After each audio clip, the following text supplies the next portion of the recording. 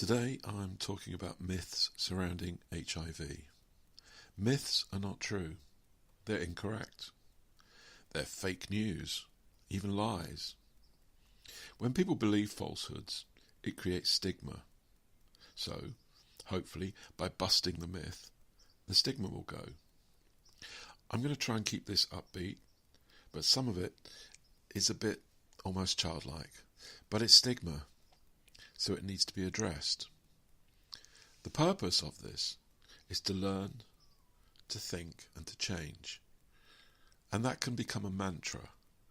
We learn, we think, we change. We learn new information, we think about it, and we change. We change how we feel, we change how we say things, we change how we react, we change our beliefs. And that's what we want to achieve. So, let's go. Myth number 1.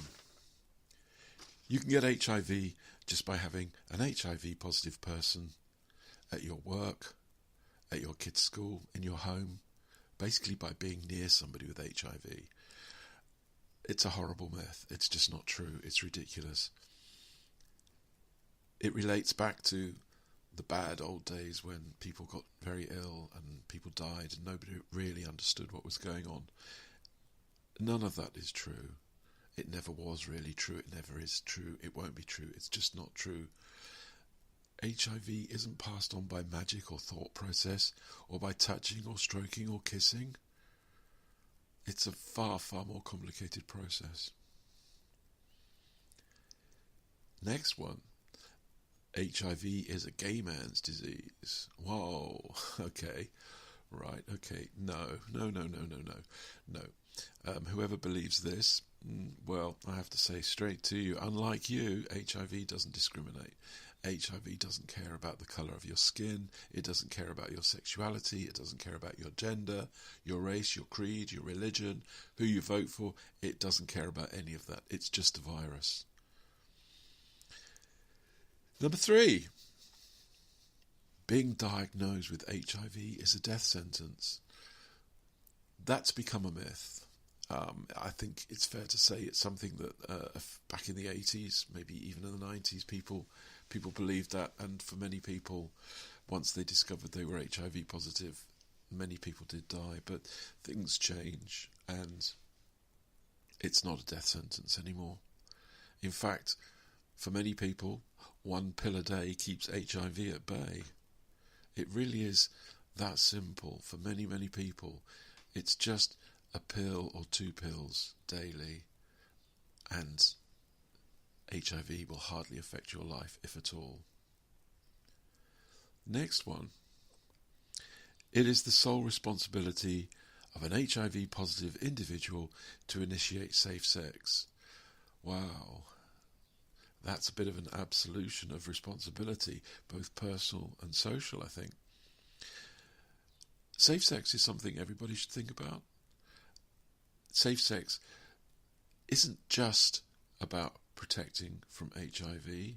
It also protects against other STIs and pregnancy even. So think about it. You should all think about practicing safe sex. If you don't want to contract an STI, if you don't want to become pregnant, or your partner become pregnant. So it's a collective responsibility, a dual responsibility, but it's not just the responsibility of people living with HIV. Number 5. Promiscuity and drug addiction are the root cause of the HIV epidemic.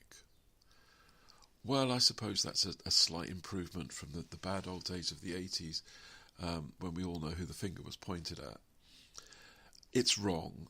The root cause is these days attributed to many, many years ago, somewhere deep in a forest, where some guys ate some bushmeat, and a harmless virus in one species made the rather clever jump to another species. No sex was involved, no drugs were involved, and sorry to say, no rock and roll either. Well, to elaborate slightly on that, What is believed, but obviously can never be fully proven, is that there was a virus that lives in chimpanzees, which is harmless to the chimpanzees. And in some areas where chimpanzees live, they are considered meat, food. And in slaughtering for eating, it's possible that in that process, the simian virus wasn't destroyed and passed into humans. And in us, well, we all know what the devastating effects it can have are. So that's what made the jump. There's nothing sinister about it. Next one. I'm married and in a monogamous relationship, so there's no point in getting tested or using condoms. Right. Okay.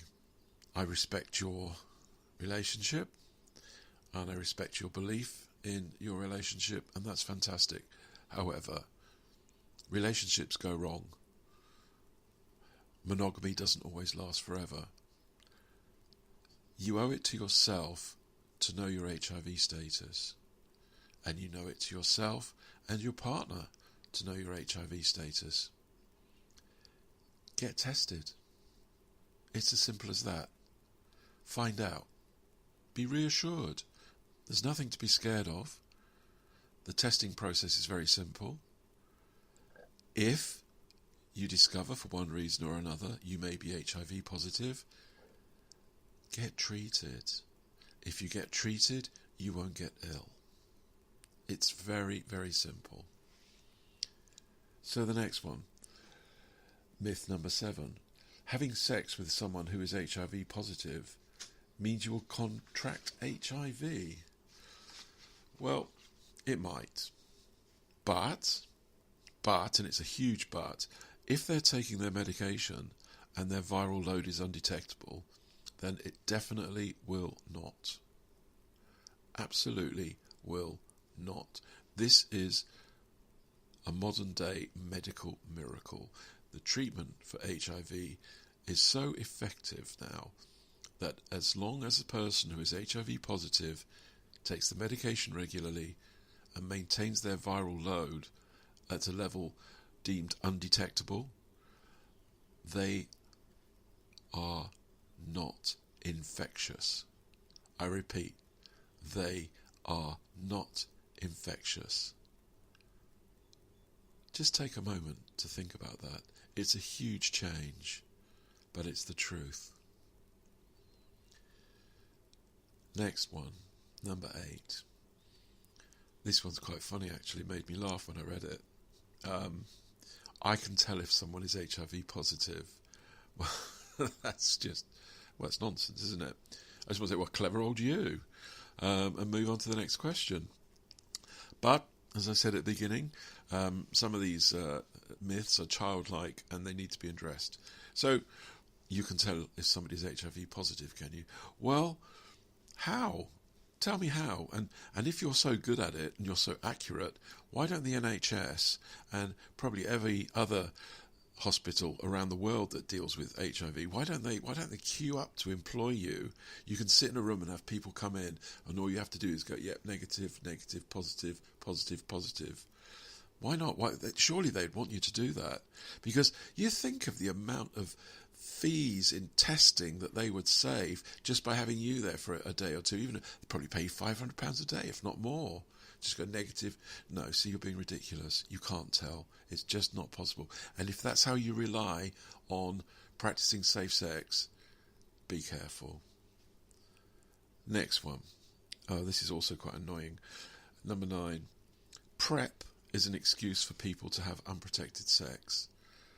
Oy. No, PreP is not an excuse to have unprotected sex. It's a medical method for preventing people from contracting HIV. Do you think that condoms and the pill and coils are excuses for having unprotected sex? Do you? Of course not. And the 10th one. I've got this as a negative, but in a way it's a positive, and that's being HIV positive means I can never have children. Well, things really have changed. Really, really have changed. There are people who there are couples where one is a negative and one is positive, who have had children and gone through various rather unpleasant ways of having to actually conceive. But now I can tell you, HIV positive parents can now have children in exactly the way that HIV negative parents do. And I mean through, well, I'm not going to say it. Please don't force me to say it. Well, I'm going to finish up on one myth which isn't a negative. It's sort of a positive. And the myth is that HIV can be cured. But unfortunately it can't, not yet. However, doctors and research scientists across the world are working on various projects. Although now, at this moment in time, it can't be cured, but it has been controlled. It is controlled right down to a level where it's not infectious and not invasive. But watch the space. There are trials underway for vaccinations to prevent you from becoming HIV positive, but not yet. But for now, I will repeat, medical advances mean that somebody who is undetectable is untransmissible. Long word. It means if you take your medication and you are undetectable, your viral load is undetectable, you cannot pass the virus on to your partner. You are not infectious. They are not infectious. We are not infectious. I am not infectious. So that's it for the myths, and I'll just go over what I said at the beginning, that the purpose of this podcast is to learn, to think, and to change. So if anything that you've heard today was new, that means you've learned something new. That's good. Please think about it. Please, please, please think about it. And if necessary, change. Change the way you think. Change the way you talk. Thanks very much. Goodbye.